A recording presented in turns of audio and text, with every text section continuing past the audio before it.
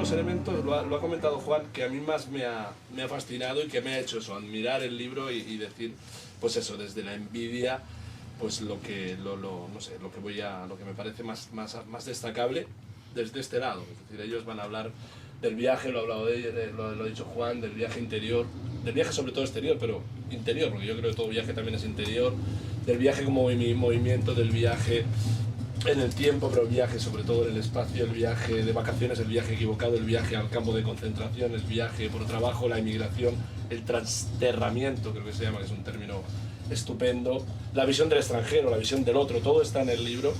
Pero ya digo, yo me voy a centrar en un aspecto muy estructural, voy a hacer de crítico de los 60, porque hay un aspecto, ya digo, el que más me ha provocado y me ha dicho qué bien, qué maravilla el libro ha sido ese, es decir, la idea de que a veces todos los lectores, y yo trato de no hacerlo y a veces caigo, y a mis alumnos siempre se lo digo, incluso a mi hermano que me traiciona como buen hermano que es, de no leer los libros de cuentos como hay que leerlos, que es empezar por la página 1, bueno, la 7, y acabar por la última. Es una estupidez, pero no, la gente dice, joder, voy a empezar por el más corto, de la librería, o por el tren. Mi hermano me lo dijo, además los que cometemos el error o el azar de meter cuentos largos y cuentos cortos, o microrelatos, la gente dice, no, empiezo por los cortos y ya termina por los largos, que es donde tú te esfuerzas. Digo, no, léelo, porque yo me he matado, no los tiré al aire, cayeron, y dije, va, se lo doy a Juan, que le ponga la tapa y ahí está el libro hecho. No, uno se mata para darle un orden y un sentido. Y este libro lo que tiene es que hay un valor añadido, y es que ese orden, ese sentido que Clara le da, determinan no solo los contenidos y el trayecto por el que se mueve el libro, sino también el sentido del libro. Porque es un libro, y por aquí me he apuntado, y no sabía cómo explicarlo yo mismo, y he dicho que era un libro perfectamente trabado, pero muy fluido, muy natural, y es una palabra imbécil. Que era, no sé, el título y el primer cuento por el que empieza, después de una nota en la que la propia autora recomienda eso, recomienda el seguir el orden de los cuentos que ha determinado, porque es el trayecto que yo creo que nos obliga a seguir para comprender el conjunto, porque por ahí en algunas críticas, estos días he estado leyendo algunas críticas en la red, o colgadas en la red, se hablaba mucho de una novela en cuentos, eso también está muy de moda. Yo creo que a veces los críticos, cuando no saben qué hacer, cuando los cuentos parecen muy conexionados, dicen, no, esto es una novela, se puede leer como novela. No, coño, es un libro de cuentos, no pasa nada, es igualmente digno, aunque sea, o si sea una novela, pero bueno, es un libro de cuentos, parece que hay que decir no, pero casi parece una novela, joder. Si se lo hubiera ocurrido un poco más, el escritor hubiera hecho una novela. Si el editor se hubiera esforzado. También, y le hubiera dicho, entrega una novela, entonces no lo habías publicado tú. Es verdad. Pues es un libro de cuentos. Pues a eso voy. El título del libro y el primer cuento, titulado El azar, y no azarosamente titulado El azar, yo creo que dan dos claves fundamentales. Una la ha dicho Juan, el viaje equivocado. Los viajes que llevan a cabo los personajes, y sí que no voy a revelar ni una gota de argumento de ninguno, son viajes equivocados, pero viajes equivocados en el amplio sentido, ¿no?, de la familia semántica que puede tener vinculación con el error y con el equívoco. Porque son viajes, a veces a la fuerza, viajes en los que un personaje sube a un tren y por una equivocación acabará en otro país, y no cuento por qué, etc. O el viaje más equivocado del mundo, que puede ser el de ver o subir a un tren que te lleve a un lager, ¿no?, a un campo de exterminio, de concentración. Pero esa idea del viaje equivocado se une al concepto de azar, y yo creo que es un libro que también, y por eso ya digo, el primer cuento titulado El azar, da una de las dos claves, junto a la idea del error, de la equivocación, que es esa, ¿no? Cómo azarosamente el libro va vinculando un montón de personajes, de historias y de tiempos, de espacios, de continentes incluso, para llevar a cabo una especie de... Creo que lo decías tú en una de las entrevistas, porque ayer estuve ahí buceando como un loco, de dar una visión de la humanidad, del presente de la humanidad, de los horrores y las realidades de este presente, a través de esas múltiples piezas de un puzzle que finalmente, cuando acaba el libro, uno acaba de ensamblar.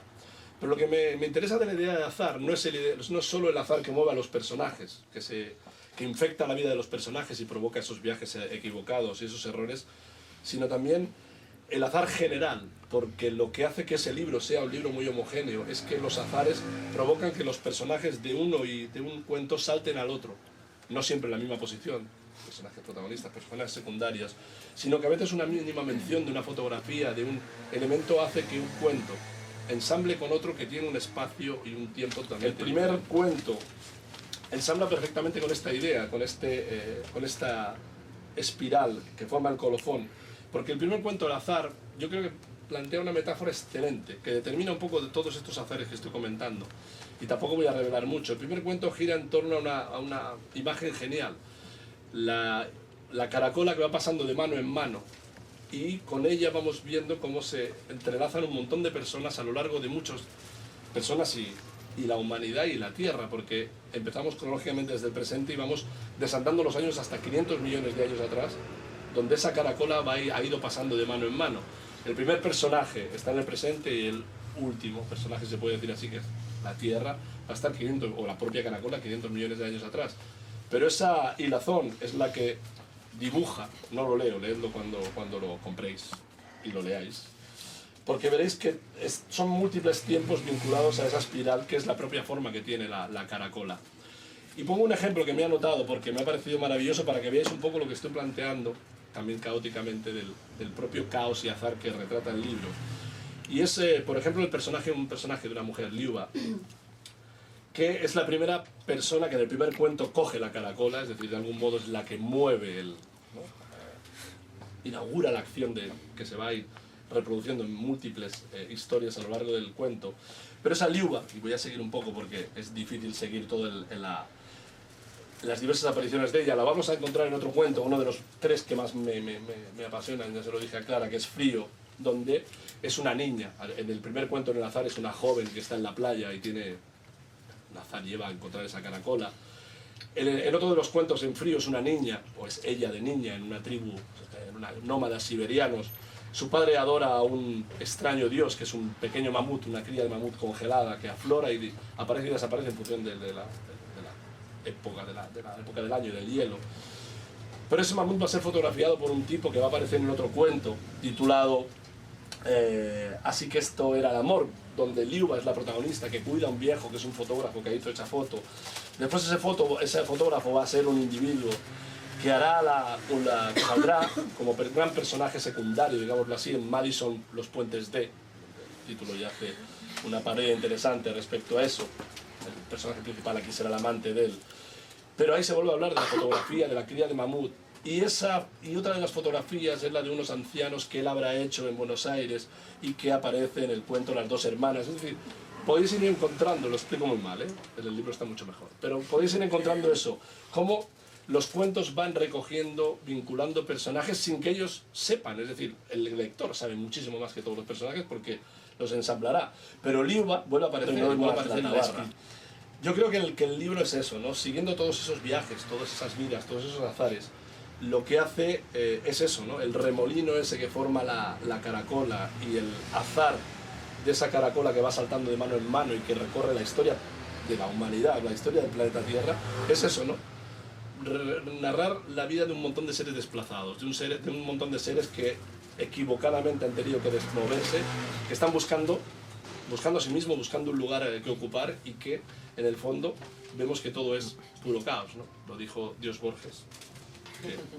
Babilonia no era más que un infinito juego de azares, pues de algún modo es eso, ¿no? Yo creo que el puzzle final es mostrar eso, cómo el azar y el caos están moviendo a esos personajes en esas historias, algunas de ellas verdaderamente terribles, pero ya digo, la sana envidia que me ha corroído leyendo el libro de esa maravilla de puzzle genial que Buenas no tardes. te lo puedo robar, pero bueno.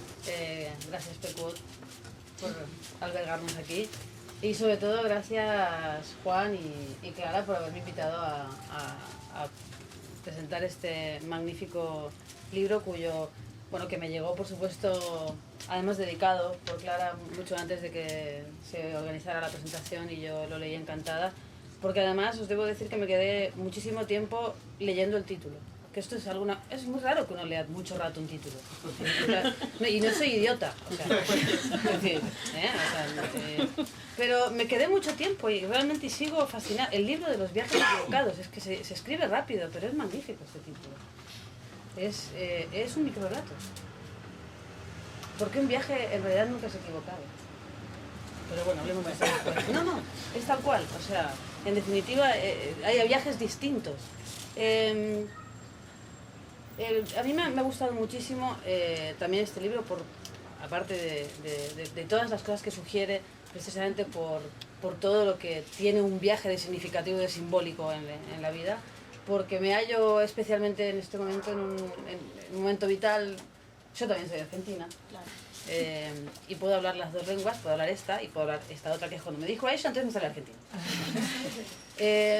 Y yo pienso que las personas que de un modo u otro, o por una razón o por otra, hemos terminado emigrando, tenemos una relación con el viaje distinta en general a la que se puede vivir cuando eso no ha ocurrido, ¿no?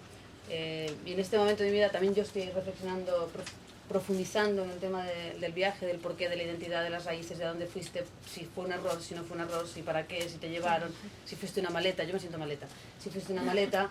Entonces este libro cae en un momento muy apropiado también en mi vida, en mi momento vital, lo cual en realidad parece que siempre ocurre en la vida. Los libros te llegan cuando tienen que llegarte. De manera que este libro os llega en el momento que os tiene que llegar. Ya veréis por qué, no sé, porque estáis aquí, porque lo vais a leer, si no lo habéis leído ya, y eso implica que uno se tenía que encontrar con este libro, ¿no? Eso pasa con la gran literatura, ¿no? Y esa es la literatura de Clara. Yo como quiero ser breve, porque estáis de pie, algo mucho, y yo no, quiero leer una frase de uno de los cuentos que para mí es la clave de este libro. Ahora me vas a decir a mí me parece que esta frase, Clara, es una frase como que resume y contiene el espíritu de este libro, ¿no? Dice, nada, lo voy a leer en argentino porque, claro, eso escribe en argentino. Nada se sueña en vano, ni son gratuitos los oráculos. Nada que esté en el futuro ha evitado su huella en el presente. ¿Tengo que decir algo? No, es que la voy a volver a leer. Porque nada se sueña en vano, ni son gratuitos los oráculos. Nada que esté en el futuro ha evitado su huella en el presente. A mí me parece que es una frase que ilumina en gran manera eso que estaba comentando hace un momento David sobre de qué modo se entrelazan todos los cuentos, las historias, el azar que los convoca, y de qué modo se teje el presente y el pasado y el futuro de un modo aparentemente incomprensible, pero ahora que tú has hecho de Dios, has podido comprobar hasta qué punto eso se teje intencionadamente. También hay una intención en el tejido, ¿no?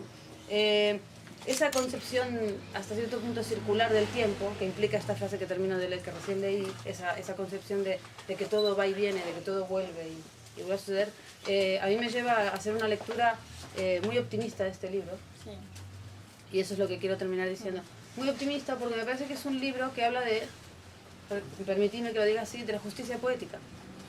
Porque si todo es circular, ya llega el punto en que ocurre lo que tiene que ocurrir, ¿no? Es como que la vida te va dando otra vez una oportunidad y otra vez una oportunidad, y hasta que al final enganchás. Es como cuando de chiquitas íbamos a la calecita, tío vivo, y había un tipo siempre con una llave que la revoleaba así, la llave, y dabas vueltas. Y de repente, flash, la agarraba, claro, te la dejaba agarrar, pero bueno, pensabas que la habías cazado al vuelo y te sentías la heroína de la tarde, ¿no? Porque era como...